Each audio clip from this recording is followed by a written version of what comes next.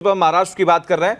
आप बताइए कि महाराष्ट्र हो, झारखंड हो, उत्तर प्रदेश में जो उपचुनाव हुए, किसका पलड़ा भारी रहा, क्या एजेंडे रहे, किस तरीके से किसों को कामयाबी मिली है? देखिए, चुनावी नतीजे जो अभी सामने आ रहे हैं, मुझे उम्मीद बिल्कुल भी नहीं थी कि महाराष्ट्र में बीजेपी इतना अच्छा प्रदर्शन करेगी। मुझे लगा था कि बीजेपी जो है अच्छा प्रदर्शन नहीं करेगी, लेकिन बीजेपी ने जिस तरीके से प्रदर्शन किया है और जो रुझान सामने आ रहे हैं वो वाकई चौंकाने वाले हैं। इंडिया गठबंधन, कांग्रेस खास करके इस राज्य में भी अपना अस्तित्व नहीं बचा पा रही है। हर जगह कांग्रेस जो है वो मात खाती हुई नजर आ रही, चाहे हरियाणा को ले लीजिए या दूसरे राज्यों को ले लीजिए, और महाराष्ट्र में भी ऐसा ही कुछ देखने को मिला है।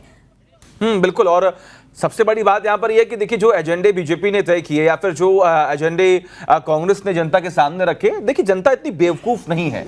जनता बहुत ही सोच समझकर फैसले लेती है। उन्हें यह मालूम है कि आने वाले वक्त में हम किसे चुनने जा रहे हैं और वो शख्स कितना हित में काम करने वाला है। क्योंकि देखिए 2019 की हम बात करते हैं आखिर, और देखिए इसी बीच सपा उम्मीदवार अबू आजमी क्या कुछ कह रहे हैं वो सुनवाते हैं आपको, क्योंकि वो जीत गए अपनी सीट। जनता को का धन्यवाद, शुक्रिया, जिन्होंने चौथी बार विश्वास किया है।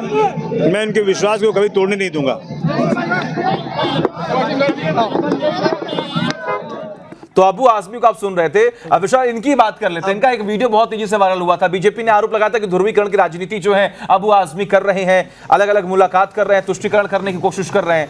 हालांकि अब तो जीत गए हैं। आप अबू आजमी को देख सकते हैं कि वो थोड़े मुंहफट टाइप के नेता हैं। हाँ। चाहे वो अपनी पार्टी के ही नेताओं से हमेशा बात से करते हैं या फिर अपने सहयोगी दल, अगर इंडिया गठबंधन के नेताओं की अगर बात करें तो उनसे भी मुंहफट जवाब देते हैं। तो बीजेपी और शिवसेना या फिर एनसीपी की अगर हम जब बात करते हैं तो वो तो उनका कोई लिहाज ही नहीं रखेंगे। अगर आपको याद हो तो जब इंडिया गठबंधन में सीटों के बंटवारे को लेकर जब मंथन का दौर चल रहा था, तब भी अबू आजमी ने ये साफ कह दिया था कि अगर आप 24 घंटे के अंदर हमें सीटें नहीं बताते कि आप कितनी सीटें देंगे, तो इसके बाद अखिलेश यादव ने मुझे पूरी ताकत दे रखी है, पूरी शक्ति दे रखी है कि मैं महाराष्ट्र में हर तरह का फैसला ले सकता हूं और मैं चाहे तो सारी सीटों पर मैं अपने उम्मीदवार समाजवादी पार्टी के उतार सकता हूं। लेकिन अब एक बार फिर उनकी जीत हो गई, चौथी बार वो जीत चुके हैं अपने विधानसभा से और जनता ने उन पर भरोसा जताया। इसके बाद अखिलेश यादव का रुख भी बदलेगा। वो भी एक बार फिर से इंडिया गठबंधन के जो सहयोगी दल है, सबसे बड़ा उनके लिए कांग्रेस है, कांग्रेस को एक बार फिर से जवाब देंगे कि आप देख लीजिए, आपने जो सीटें हमें दी हम उन पे जीत दर्ज करके लाए,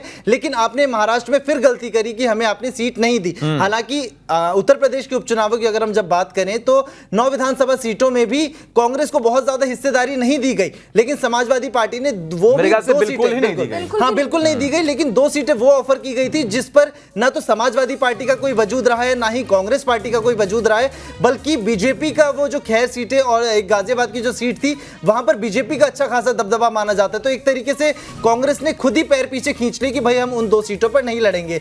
लेकिन जो बाकी की सीटें थी 3 से 4 वो समाजवादी पार्टी का गढ़ के रूप में मानी जाती है, और जो बाकी की सीटें थी तो कांग्रेस ने बोला कि हम भाई आपको साथ देंगे, समर्थन देंगे, लेकिन हम अब किसी भी सीट पर चुनाव नहीं लड़ेंगे।